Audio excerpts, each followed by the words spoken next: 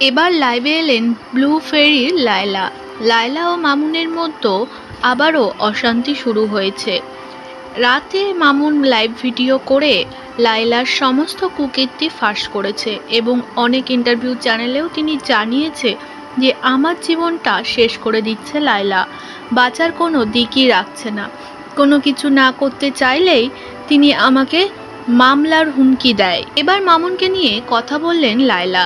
লায়লা বলেন, যদি কাউকে টার্গেট করতে হয় নিজে ভাইরাল হওয়ার জন্য, তাহলে মামুনকে কেন টার্গেট করব? ও তো সামান্য টিকটকার 5 পাস। যদি টার্গেট করতেই হয় তাহলে আমি শাকিব খানকে টার্গেট করব।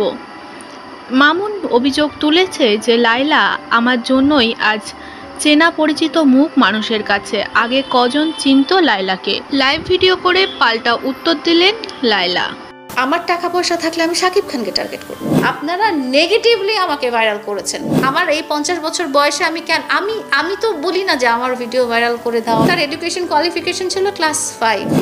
প্রথম কথা হচ্ছে যে টার্গেট যদি করতেই হয় টাকা পয়সা দিয়ে, তাহলে আমি টিকটকার প্রিন্স মামুনকে কেন টার্গেট করব? আমার টাকা পয়সা থাকলে আমি শাকিব খানকে টার্গেট করব, আমি সিয়াম আহমেদকে টার্গেট করব। একজন টিকটকারকে আমি কেন টার্গেট করব? একজন টিকটকারের কাছে সম্পর্ক হওয়ার পরে আমার তো নিজের অপমান, বদনাম, মান সম্মান হানি, এগুলো ছাড়া তো আর কিছুই হয়নি। ও যেমন এক্সাম্পল টেনেছে যে আমাদের মেগাস্টার শাকিব খান ভাইয়ের একটা ব্যাপার নিয়ে একটা এক্সাম্পল টেনেছে। ওনার শাকিব খান ভাইয়ের ব্যাপার তার ব্যক্তিগত ব্যাপার। আমি কারো নেগেটিভ জিনিস কেন আমি এক্সাম্পল নিব? তারপরেও যেহেতু সে আমার লাইফ পার্টনার, যেহেতু সে তখন আমার ভালোবাসার মানুষ হয়ে গিয়েছিল, তো আমি চাবো যে হ্যাঁ, ও তো পড়ালেখা নাই, ও তো কোনো কর্পোরেট জব করতে পারবে না, ও কোনো সরকারি কাজ করতে পারবে না, আর ও বিজনেস করতে পারবে কিনা সেটা নিয়েও আমি যথেষ্ট সন্দেহান। তো ওর তো মিডিয়াতেই ক্যারিয়ার করতে হবে। তো এই ব্যাপারগুলো নিয়ে ঠিক আছে, কোনো সমস্যা নাই। আমি তো জীবনের শেষ পর্যায়ে এখন, আমার তো অত ফ্যান্টাসির কিছু নাই যে আমার বিয়ে নিয়ে খুব বড় কিছু হবে বা লোকজনকে আমার বলতে হবে। আমার ঘর শান্তিতে আছে, আমি শান্তিতে আছি, আমার লাইফ পার্টনার শান্তিতে আছে, আমার বাচ্চারা তাকে খুব আদর করছে, সে বাচ্চাদেরকে আদর করছে, তার ফ্যামিলির সাথে আমার একটা ভালো বন্ডেজ আছে।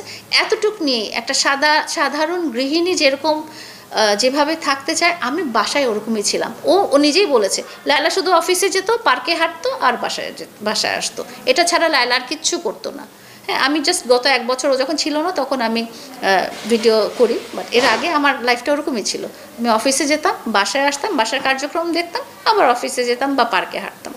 সো আমি একজন MBA করা পারসন, 28 ইয়ার্স ধরে কর্পোরেট লাইফে জব করছি, মিলিটারি ব্যাকগ্রাউন্ডের একজন মেয়ে, এবং আমার লাইফ পার্টনাররাও যারা হাইলি এডুকেটেড এবং উচ্চপদস্থ সরকারি কর্মকর্তা, তাহলে আমার আগেরগুলোও তো ওরকম টার্গেট হতে পারতো।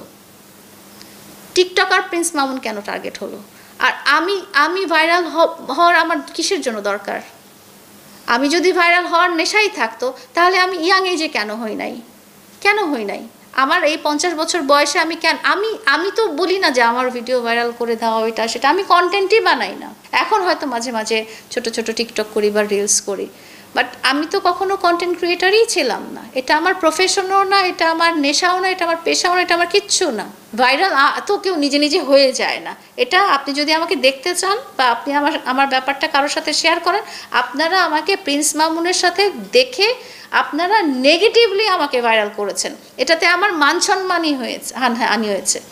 আমার কাছে যখন প্রিন্স মামুন এসেছিল, তার এডুকেশন কোয়ালিফিকেশন ছিল ক্লাস 5, কিন্তু ওই যে বললাম, আমার অসুস্থ বাচ্চা, আমার মানসিক স্টেট, লোনলিনেস, এগুলো সব কিছুকেই সে এবং তার পরিবারও বলবো, কারণ যেহেতু পুরো সম্পর্কটাই আপনারা আগেও দেখেছেন, ওর আম্মুর ইন্টারভিউ দেখেছেন, পুরো ব্যাপারটাই তার পরিবারের সম্মতিতে হয়েছে।